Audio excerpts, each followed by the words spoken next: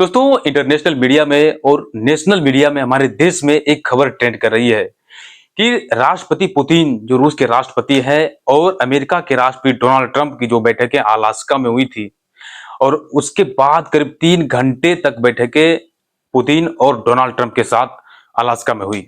और इन बैठक की जैसे ही समाप्ति हुई, बैठक में क्या निर्णय लिया गया, क्या इन बैठक में बातें हुई, बहुत सारी चीजें रूस के राष्ट्रपति पुतिन भारत को फोन करके खुद अपने तरफ से फोन करके मोदी जी को बताते हैं कि हम डोनाल्ड ट्रंप के साथ किन-किन मुद्दे पे सहमति जताई है और क्या हमने बात किया है, क्या टैरिफ को लेकर भी बात हुई है, क्या अब भारत के ऊपर टैरिफ कम करेगा अमेरिका, क्योंकि ऐसा कहा जा रहा था कि रूस से कारोबार करने के चलते, रूस से तेल खरीदने के चलते, हथियार खरीदने के चलते डोनाल्ड ट्रंप जो है भारत पे प्रतिबंध ठोके जा रहा था और यहाँ तक कि 25% से बढ़ाकर भारत के ऊपर 50% तक का टैरिफ लगा दिया है, जिससे कि अब भारत के सामान अमेरिका में कम बिकने लगेंगे। तो ये हमारे बिजनेस को, हमारी अर्थव्यवस्था को काफी चोट अमेरिका के द्वारा पहुंचाया जा रहा था। लेकिन इसके बाद क्या होता है, जब पुतिन साहब और डोनाल्ड ट्रंप ये दोनों अलास्का में बैठक करता है यूक्रेन के मुद्दे पे, तो पुतिन साहब भारत को लेकर भी बात डोनाल्ड ट्रंप के सामने उठाता है, क्योंकि पुतिन को ये पता है कि रूस रूस का जो है, भारत अभी दुनिया में दूसरा सबसे बड़ा खरीदारक देश है। भारत रूस की अर्थव्यवस्था को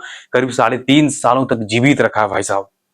उसके तेल, उसके हथियार खरीद के भारत ही उसकी जीडीपी को अब तक चला रहा था। क्योंकि आपको पता होगा कि 3.5 सालों तक यूक्रेन के साथ रूस की लड़ाइयां लंबी चली और अभी भी ये लड़ाई चलती आ रही है और सभी तरह से रूस को प्रतिबंधित कर दिया गया है। यूरोपीय कंट्रीज, पश्चिमी देश, अमेरिका, सभी जो है रूस को प्रतिबंधित कर दिया है, जैसे कि वो व्यापार नहीं कर पा रहा है उतना। और भारत और चीन जैसे बड़े बड़े एशियाई देशों के बलबूते, उन्हीं के बल पे उसकी जीडीपी चल रही है। तो पुतिन साहब भारत को ये संतोष जताता है कि हम आपके लिए खड़े हैं, हम आपके हित के लिए भी सोचते हैं, अगर आप हमारे हित के लिए सोचते हैं। तो ये बातें हुई। लेकिन एक विषय बनता है, एक चर्चा का विषय ये बनता है कि डोनाल्ड ट्रंप से बैठक होने के बाद, बैठक खत्म होने के बाद पुतिन साहब डायरेक्टली मोदी जी को फोन करते हैं। ये कितना बड़ा बात है भाई साहब। जो यूक्रेन से 3.5 सालों तक रूस लड़ रहा है, जब उसके बीच सहमति बनी, एक मामूली सहमति बनी, इसको सहमति आप नहीं कह सकते हैं। बैठकें बहुत सारी चली, रूस के राष्ट्रपति बहुत सारे नेताओं के साथ बैठकें किया है, लेकिन ये जो बैठक है वो थोड़ा नॉर्मल है। रूस भी अब हार चुका है, रूस को भी ऐसा लग चुका है कि हम यूक्रेन से लड़ते जाएंगे, हमारे देश की जीडीपी चौपट होती जाएगी, हम पीछे चलते जा रहे हैं। तो रूस भी अब यूक्रेन से मिलना चाहता है। यह जान लीजिए कि रूस भी अब यूक्रेन के साथ नहीं लड़ना चाहता है। तो उसके बीच पुतिन ने मोदी जी को फोन किया है। ये एक भारत की चमक, भारत की धमक जो अंतर्राष्ट्रीय मुद्दों पे है, वो दिखाता है कि बड़े-बड़े मुद्दों पर भी भारत की वहां पे हस्तक्षेप है। भारत की जो कद है वो इंटरनेशनल लेवल पे काफी ऊंचा है। डोनाल्ड ट्रंप के साथ बैठकें जरूर हुई, लेकिन मोदी जी को वो फोन करके बताया कि हमने डोनाल्ड ट्रंप के साथ क्या-क्या फोन किया। तो आज से करीब 5 दिन पहले आर्मेनिया और अजरबैजान की लड़ाइयां होती है और उसके बाद अमेरिका के राष्ट्रपति डोनाल्ड ट्रंप जो है इन दोनों देशों के बीच हस्तक्षेप करता है, दोनों देशों के बीच युद्ध विराम कर देता है और दोनों को एक टेबल पे ला देता है, आर्मेनिया और अजरबैजान को। और आर्मेनिया अजरबैजान को एक टेबल पर ला देता है, तो उसके बाद भी आर्मेनिया जो है वो भारत के प्रधानमंत्री मोदी जी को फोन करके बताता है कि हम इन इन मुद्दों पे सहमति बनी अजरबैजान के साथ और इसीलिए हम युद्ध विराम कर रहे हैं, युद्ध खत्म कर रहे हैं, हम दोनों जो देश हैं हम एक हो रहे हैं।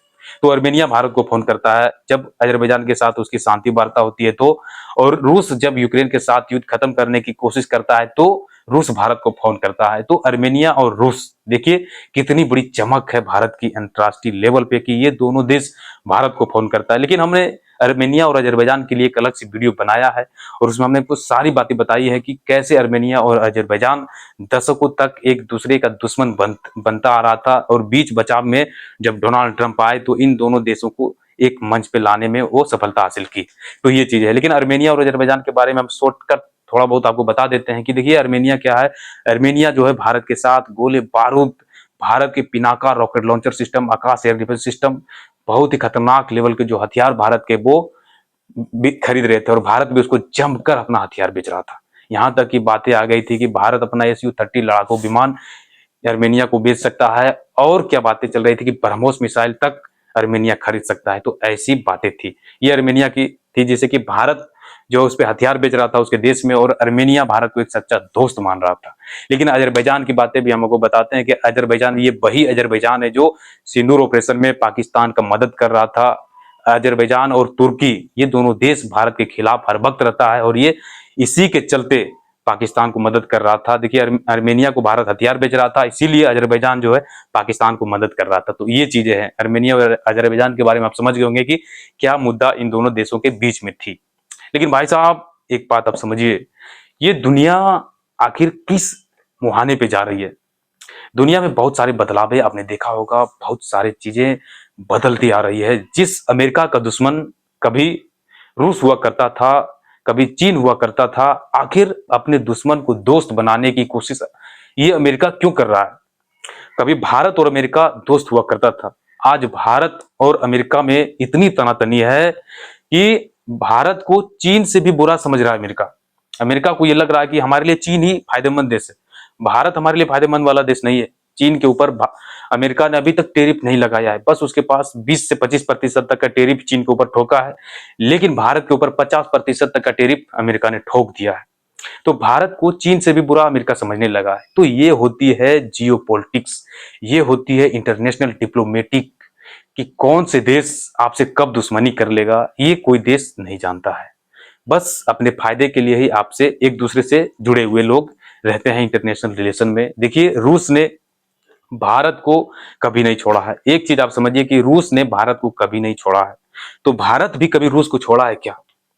हमको ये पता है कि हमारा जो 19 के दशक में हथियारों की जो जरूरतें पूरा किया गया था वो रूस के द्वारा ही किया गया था। रूस ने धड़ल्ले से भारत के जरूरतों को पूरा किया था, भारत को जो हथियार चाहिए था वो दिया रूस ने, और उसी के सहारे हमने पाकिस्तान को सभी तरह से तोड़ मड़ोड़ कर उसको बांट दिया था, उसको बहुत सारी युद्धों में पराजय किया था।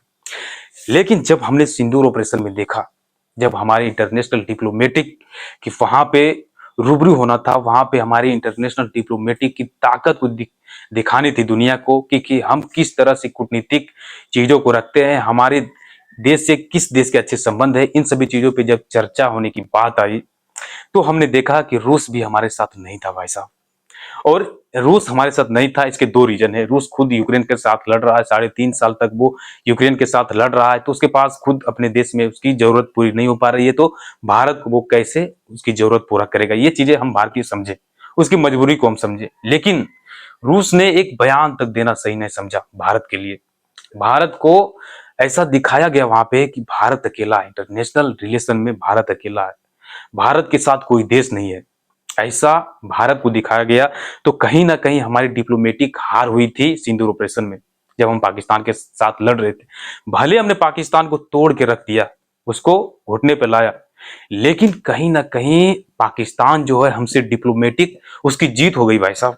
उसके साथ दुनिया के बड़े बड़े देश आ गए, लेकिन भारत अकेले वहां पे थे, तो हमारी डिप्लोमेटिक हार पाकिस्तान के साथ हुई।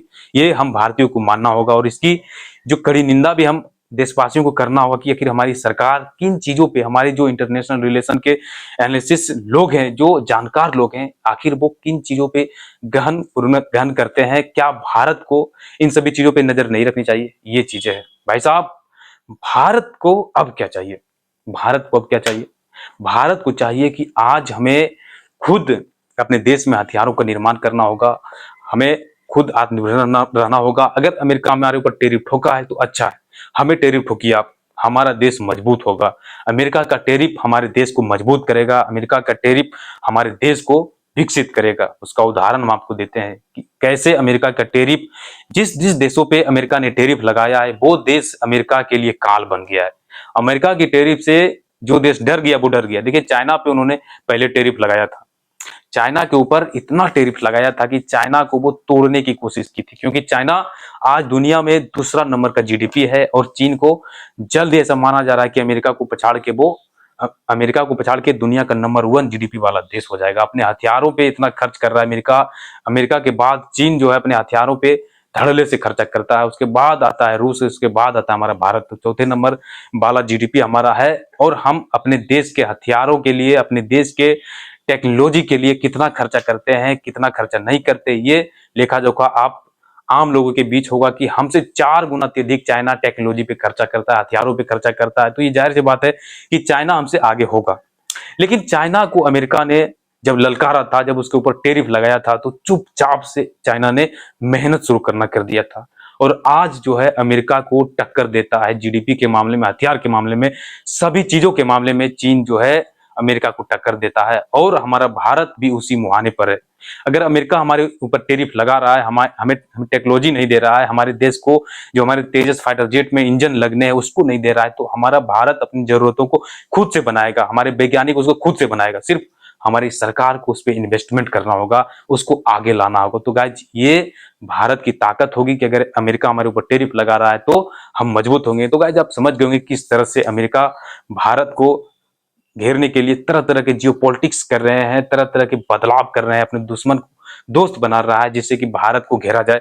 पाकिस्तान के रक्षा प्रमुख के साथ व्हाइट हाउस में बैठकें होती है और मोदी जी को व्हाइट हाउस में वहां से जो है कि शर्मसार करके भेजा जाता है। तो ये चीज है guys. Thank you for watching video. दोस्तों आप समझ गए कि भारत की कद कितनी ऊंची है, भारत को कौन से क्षेत्र पे काम करना चाहिए। तो guys thank you for watching video. तो इसी तरह के इंटरनेशनल यूनिक खबरों को जानने के लिए हमारे चैनल को सब्सक्राइब करें। जय हिंद, मैं उम्मीद आदब।